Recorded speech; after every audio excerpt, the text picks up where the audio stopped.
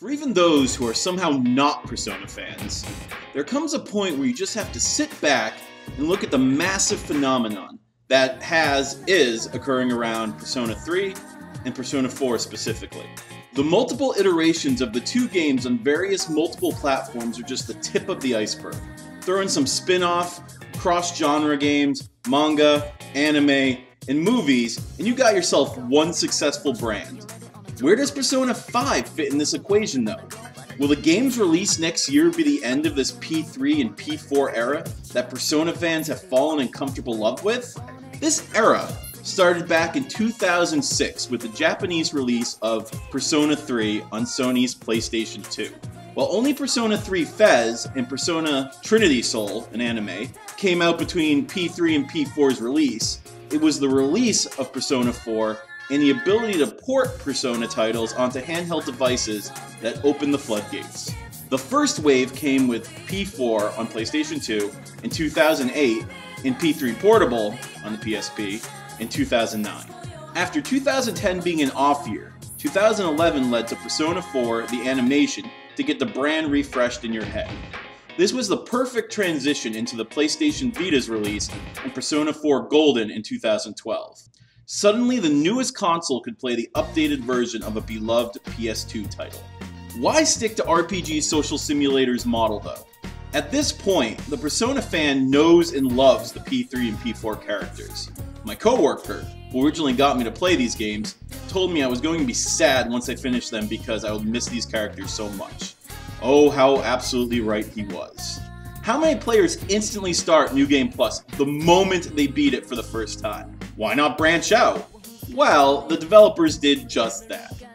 While Persona 4 Golden came out in 2012, so did Persona 4 Arena, a fighting game considered canon.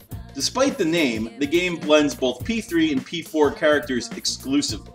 Suddenly fans are getting more story, more gameplay, more of what they love in a completely new genre that absolutely works. P4A was just the first of these off-branching P3 and P4 combo titles. Persona 4 Arena Ultimax came out in the arcade the following year and is even out in North America on consoles later this month.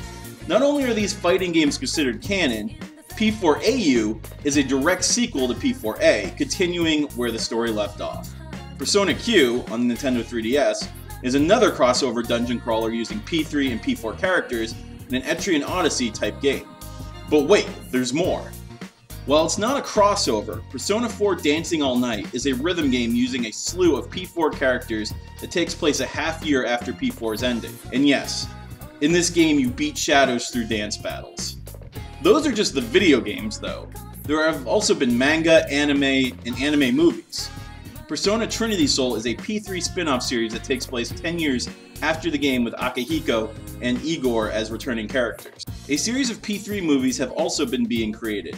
Spring of Birth in 2013, Midsummer's Night's Dream 2014, and Falling Down to be announced. After the Persona 4 the animation and Persona 4 the animation The Factor of Hope were successful, Persona 4 the Golden animation is currently in production and focuses around Golden's new character, Marie. Let's take a moment and look at the media breakdown.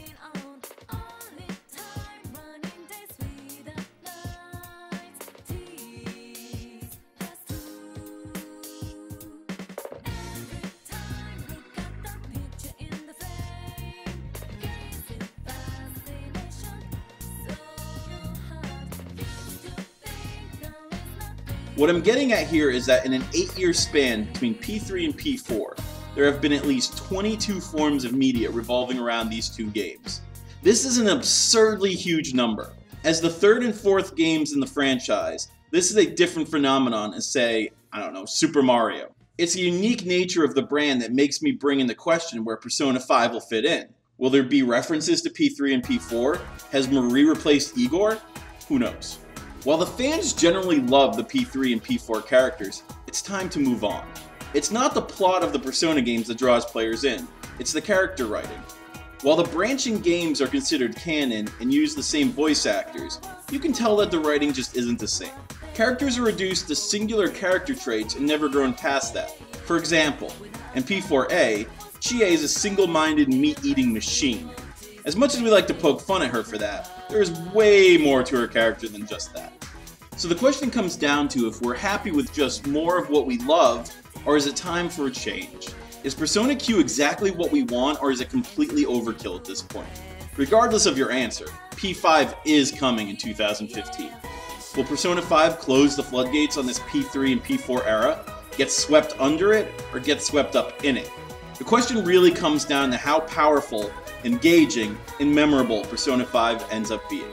The game is coming at a time where the community wants something new. As long as the devs keep a somewhat similar recipe, the fans should be happy.